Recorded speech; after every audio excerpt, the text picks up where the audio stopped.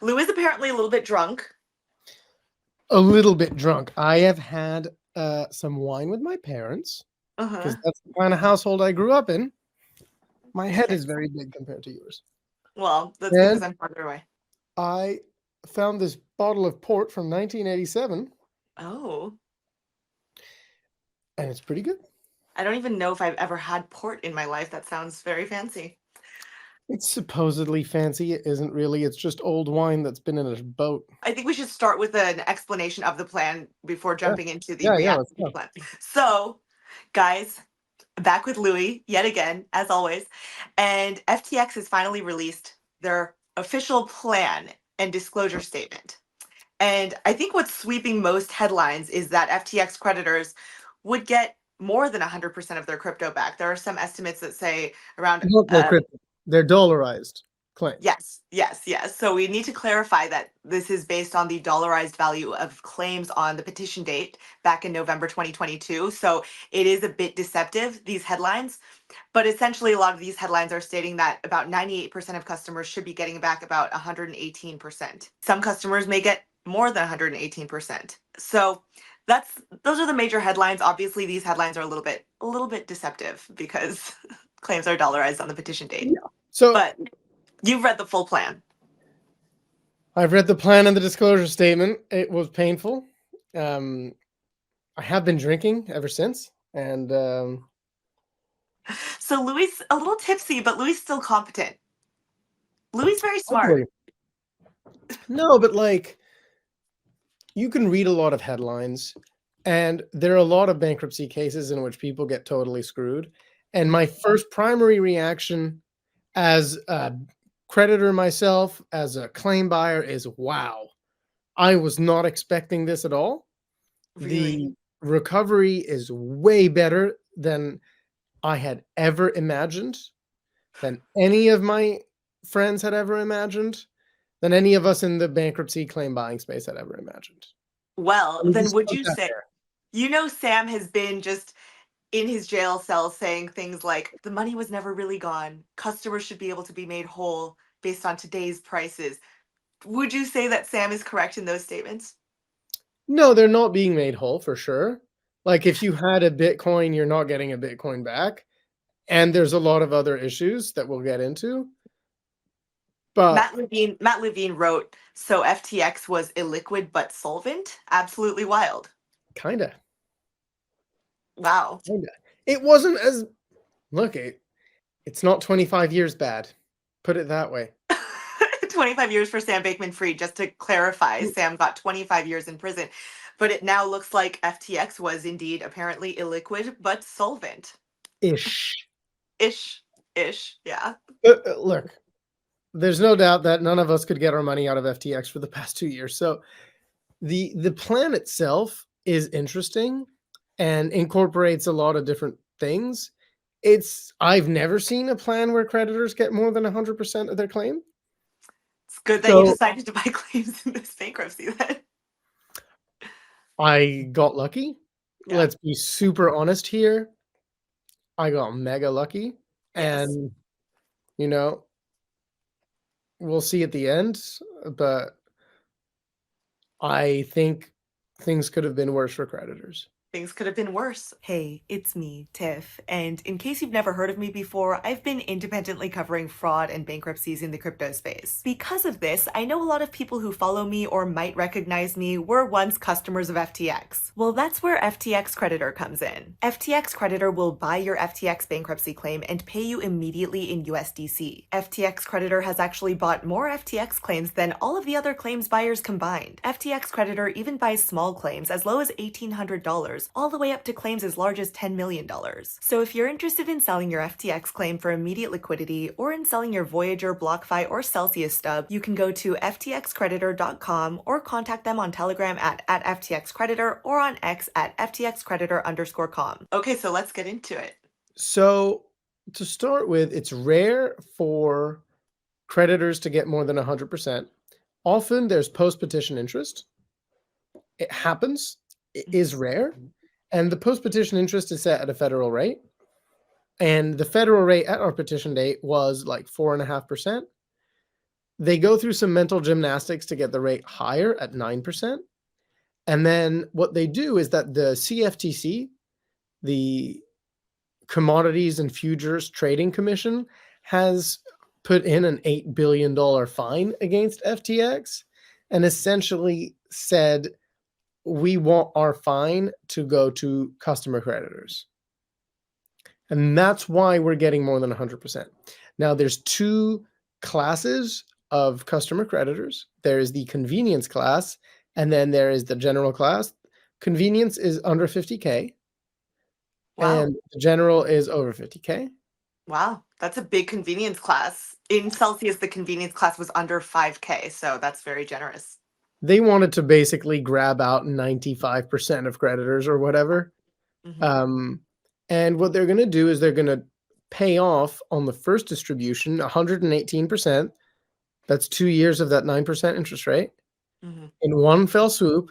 They're saying that they're going to do this year. I don't believe them. Like, I let's don't be either. real. No. Everything I always gets still delayed. to my Celsius distribution, still Yeah. haven't gotten it. Louis is still waiting on his Celsius distribution, so. Oh, am I still waiting?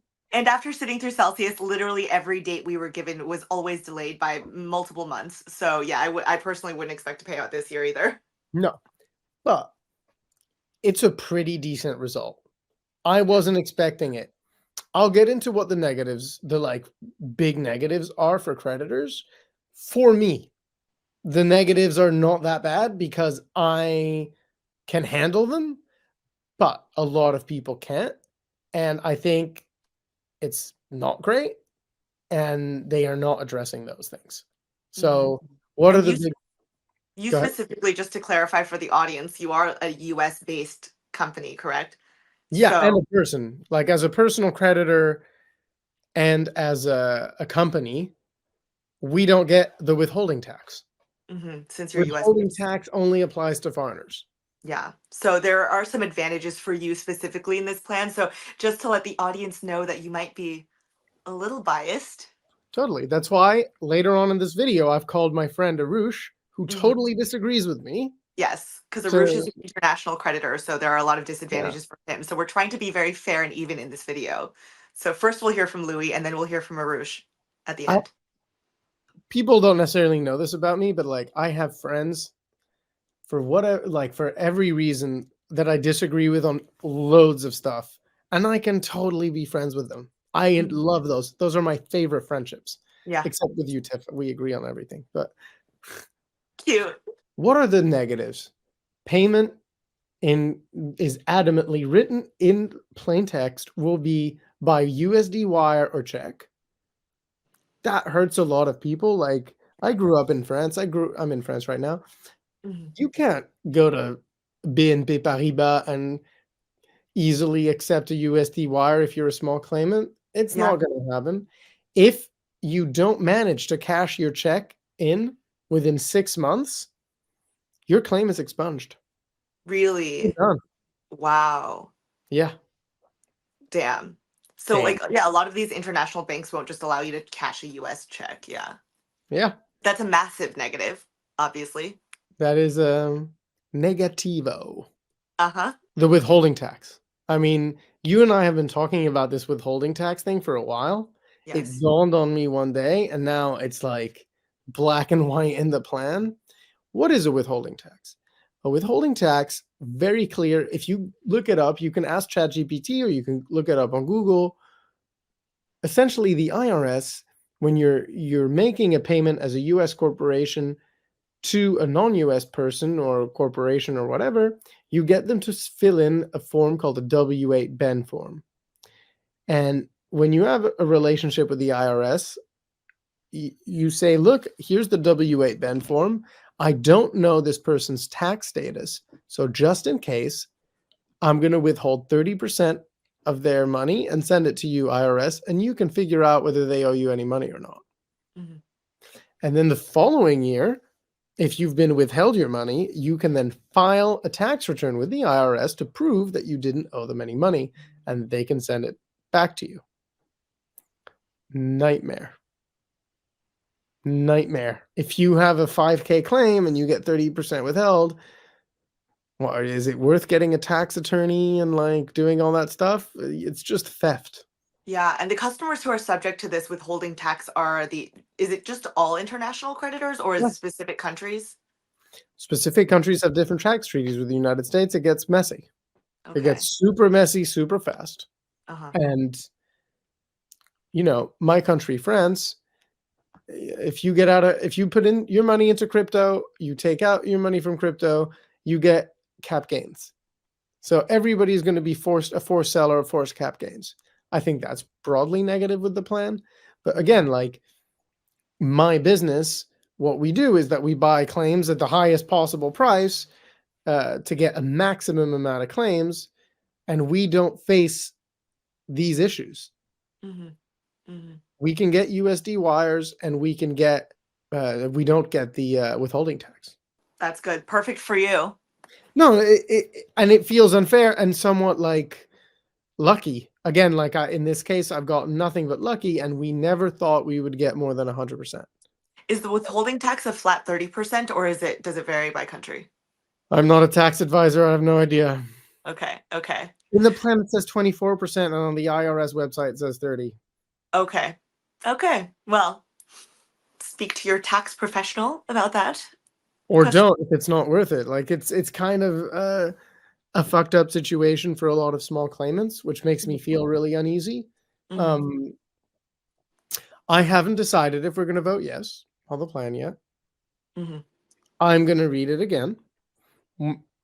I am going to think about it and make up my mind. I think one of the like big lessons from the whole FTX debacle has been to just think longer before reacting to stuff. Were there more points you had about the plan? Well, the recovery is uncertain for larger claimants and is going to be over multiple payments. And it Okay. is very unclear. And, John Ray has been great for a lot of points and been really bad on others.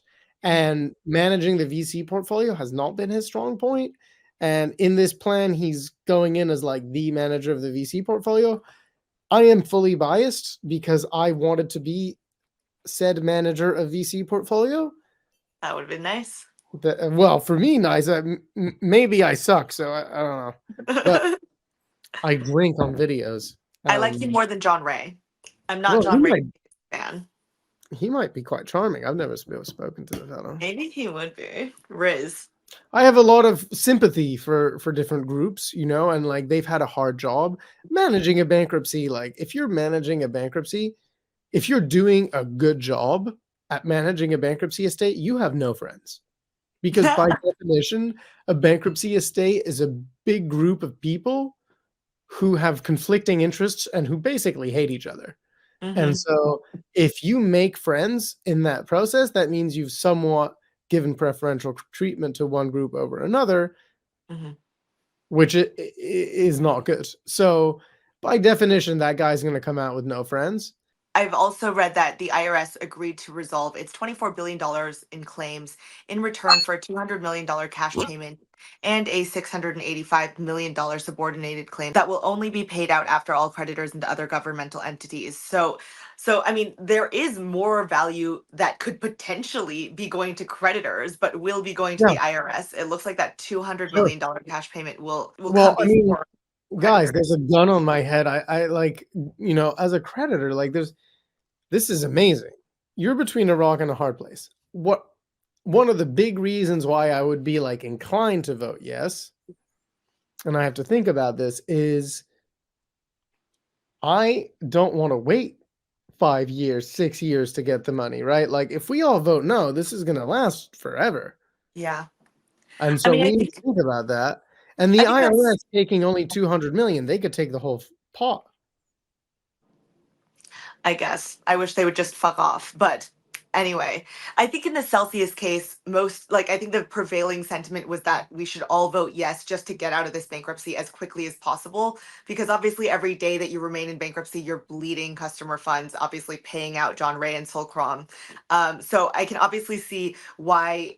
Like my gut instinct with an initial plan would be to say like, okay, let's just get it approved so we can get the fuck out of bankruptcy. Obviously, there are a lot of issues with this plan specifically, so I can absolutely understand why a lot of customers might want to vote no on this one as opposed to Yeah. Celsius's. Well, Celsius's was terrible, but people wanted to get out. Exactly. I can see both sides because obviously we at the end of the video we're going to talk to Arush who very strongly feels that customers should vote no. Yeah. And I'm obviously not an FTX creditor, so I don't actually have skin in this game. But obviously, the faster you get out, you spend less money on the lawyers. But Yeah. Look, as I said, the plan is pretty good for me. It's pretty bad for a lot of customers. If you're in the US, if you're an FTX US customer, this is a good plan. You can handle it. yeah, If you're a customer creditor in France, Spain, Turkey, it's not convenient. It is not designed for you.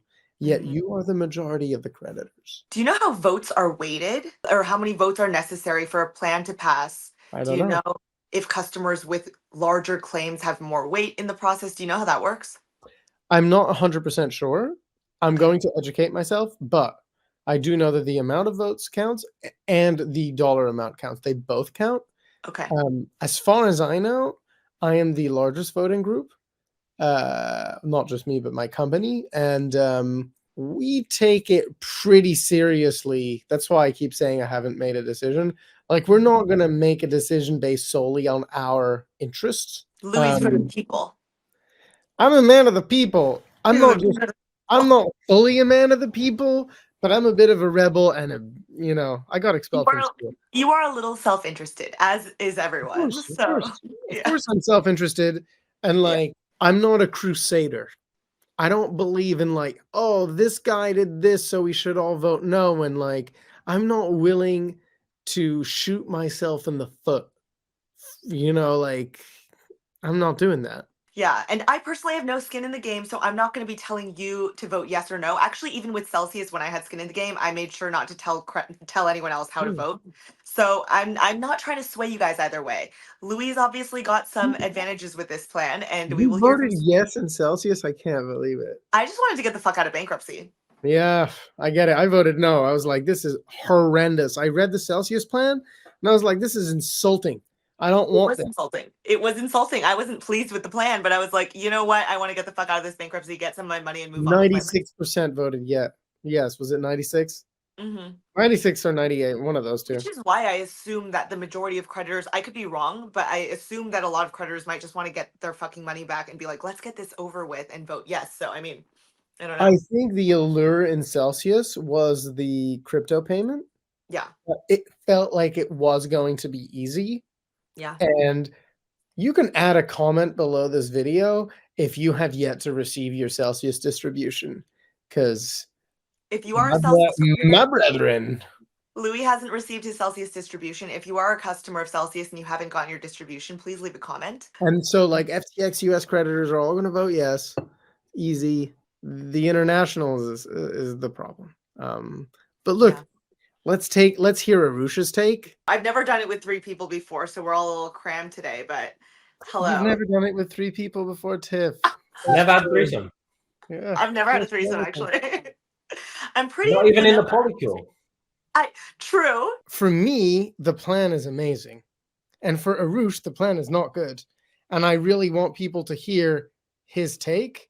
And I really want people to understand why the plan is amazing for me and not amazing for Arush. I'll just give you the bite-size thing here, right? So basically, you can think of this plan.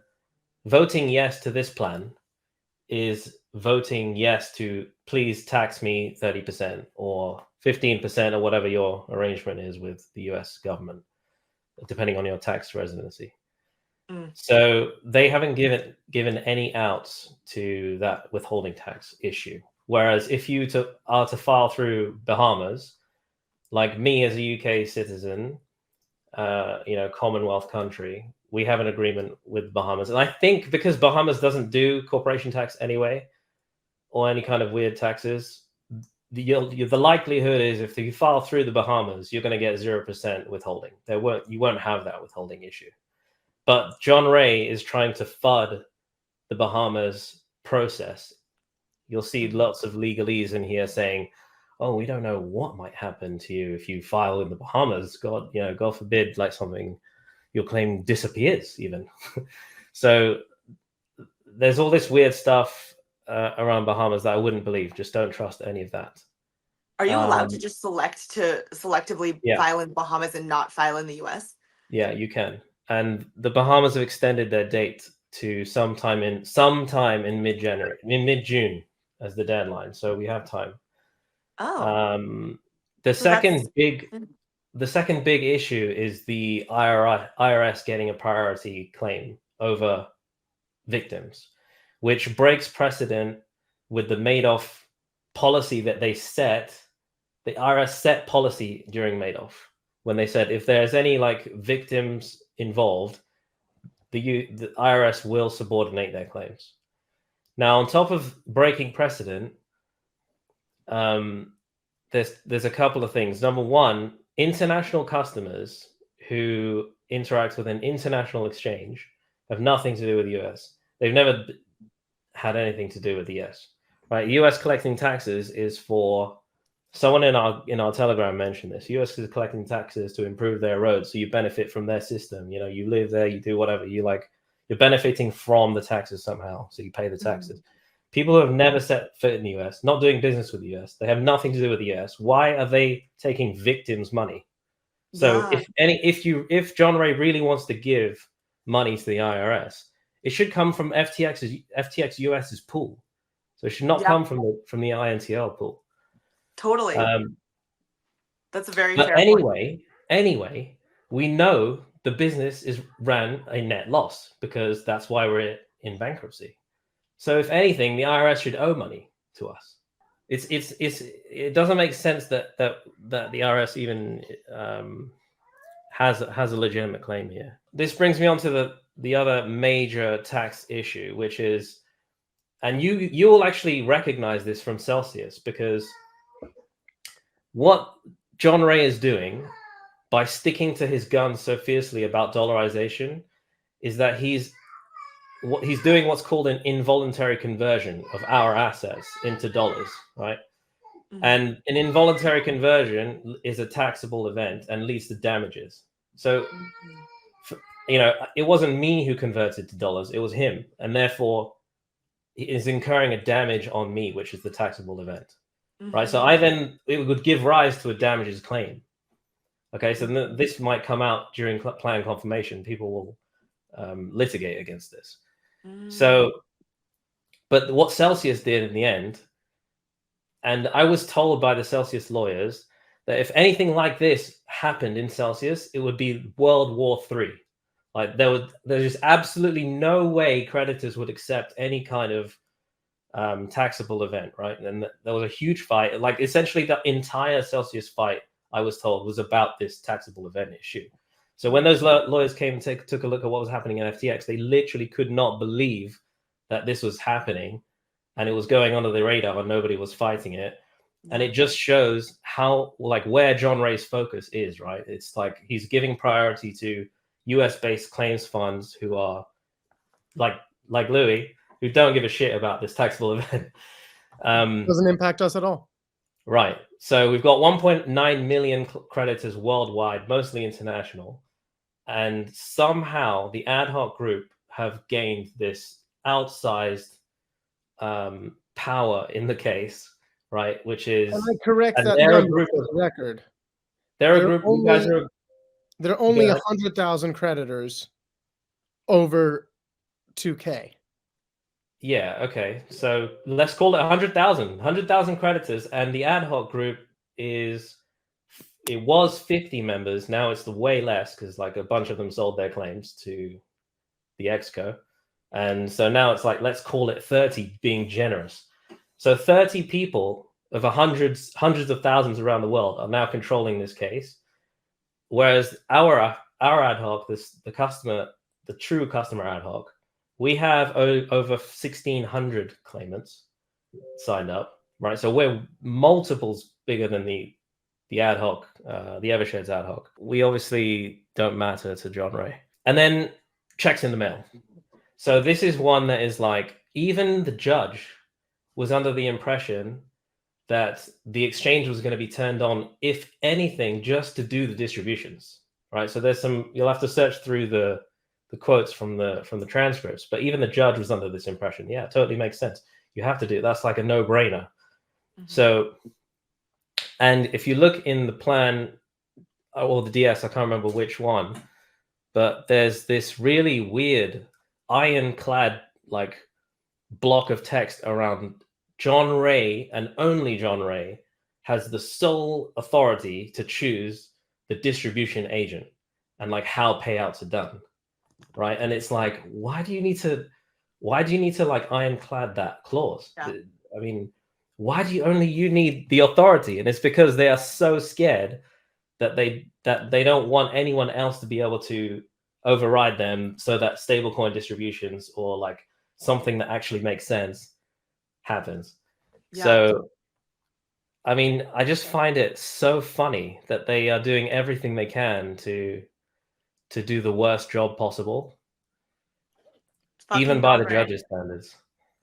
No, I also need to like point out, as I said earlier, a lot of this plan feels like it is designed for firms like mine. We haven't made a decision as to whether we're going to vote for or against the plan, but a lot of it feels like, hey, this is perfect. If you're a big US corporation that's been buying claims, like this plan is pretty good for you. So actually, let me ask you a question. Is this good for you? So also so you'll notice that almost nothing survived from the PSA, except that Erin from Eversheds got a promotion to partner, and Eversheds got their fees paid. That is literally the only thing that survived from the PSA. But what was in the PSA that was actually quite good was this idea of a ventures entity that would spin out of the bankruptcy, right? That because they recognized, oh, you know what, John Ray's really bad at managing crypto investments and like venture stage companies like Anthropic and Miston, and we need to bring in a professional to like liquidate these things at max value. But I try very hard to be that professional. But now all of a sudden we're in a situation where like all of the venture investments and everything is in the wind down estate, which is being controlled by John Ray. But we already gave John Ray an 18-month job interview to do this, and he lost $1.5 billion with Miston. He tried to sell Anthropic for 500 million, the entire stake, and if it wasn't for the UCC, that would have happened. He tried to sell the entire crypto portfolio in September 23 and wrote a letter disparaging the UCC. The UCC tried to stop me and like managed to stop me selling everything at the bottom of the market. So like, why are we giving him all these venture assets again? Doesn't make sense. The last piece is governance. This is something that has bankruptcy precedents. It's a bankruptcy convention that creditors choose the governance of the post-emergence entity. So when you emerge from bankruptcy, there's essentially a switchover from the person who was running the debtors who are running the bankrupt entity into a post-emergent entity, and that is called the plan administrator. And so actually John Ray, who gets a lot of credit for Enron, was never involved in Enron prior to emergence. He came in afterwards. He was like late to the game, but he somehow gets all this credit. So he was like plan administrator and like liquidating right at the end. So now we're in this position where we can choose a new plan administrator to like make sure that the assets are liquidated properly, so that the people get what they're told they were going to get, that they voted for, which actually isn't happening in Celsius. A lot of people getting screwed. There are a lot of ways to get screwed. Out my Celsius distribution. Yeah, there's a lot of ways to get screwed after emergence. So what you vote for is not guaranteed. It's not set in stone, especially if the plan admin here is answering to his self-appointed board. There's no way for anyone to tell John Ray what to do except for the board. So the board has to be appointed by creditors. But in this case, in this plan, he's written that John Ray will appoint his board. In fact, it's the same board that he's already appointed. So he wants to continue operating with impunity. He wants to hire Sullivan Cromwell again. He wants to continue the cover up, continue the drain. If you look at John Ray's history, every bankruptcy he's done has dragged on for a minimum, on average, of 6 to 7 years. So he wants to obviously do the same thing here. Yeah. Obviously, he benefits by dragging it out. Yeah. Is it actually realistic that John Ray could be replaced at this stage? I mean, yeah, he totally could be, but I don't think the problem is so much with John Ray, but more so Sullivan Cromwell, although they are both one in the same, right? Yeah. It's like the thing is that John Ray is not going to be deposed, I don't think, because it's too much of a lift for anyone to get rid of him now. So it's like, okay, fine, like you won, John Ray, you fucking played us, you won, you can have your job, you can have your bonus, but like let's at least put the right incentives in place so that he does the right thing for creditors. Mm-hmm. So at the moment, that's not. I mean, we don't see any support from the UCC in this plan, right? So that's like a huge signal that this is not over, and this version of the draft plan will not pass. There's going to be a lot of changes. You basically think that creditors should vote no if. Yeah, absolutely. There's no way I would never vote for a plan that actually it forces me to pay tax where it isn't due, doesn't give me the damages claimed due to involuntary conversion, doesn't allow payouts in stablecoin. I mean, we're talking about people who live in countries where like their banks don't even cash checks, that there's no facility to do that. Like, how I do you grew up in such a country, so I do Yeah. agree that there are a lot of positives in the plan. As we looked at before, it's like there's a lot of positives and there's a lot of negatives. No one's happy in bankruptcy. I haven't decided how I'm going to vote. But I think, man, Louis, you're painting this like with such a broad brush. There are things here that are so easy to fix. It's not okay. I get like not everybody wins. I'm losing a shit. My life has been irreparably damaged. I understand that there's like I'm conceding here, right? Everybody's conceding. So my children are not going to go to the school that they were supposed to go to. I'm not going to live in the house that I could have lived in, right? So everybody's fucked.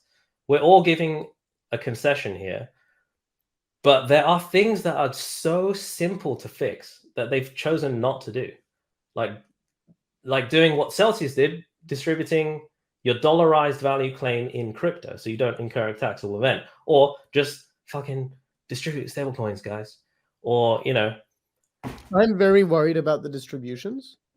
It's like one of my primary concerns, given the way the claim portal was handled. Any FTX creditor who has tried to like understand what's going on in their claim portal without prior knowledge of bankruptcy will understand what I'm saying. It's complicated.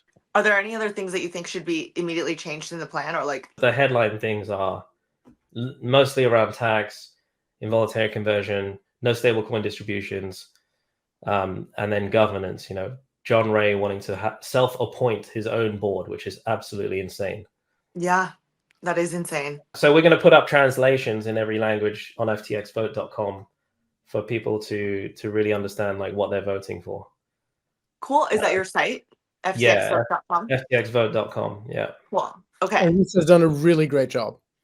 Awesome. Thank you. That's your Twitter handle right there, ARUSH. Yeah. Cool. Arush and I don't always agree about everything, but 100% think that creditors should have the most knowledge possible. Mm-hmm. I think it's good to have dissenting opinions. Yeah. So, yeah. And we're this is good. friends, so it's cool. Mm-hmm. Yeah, no, I enjoy the intellectual battle with Louis. He's a smart guy.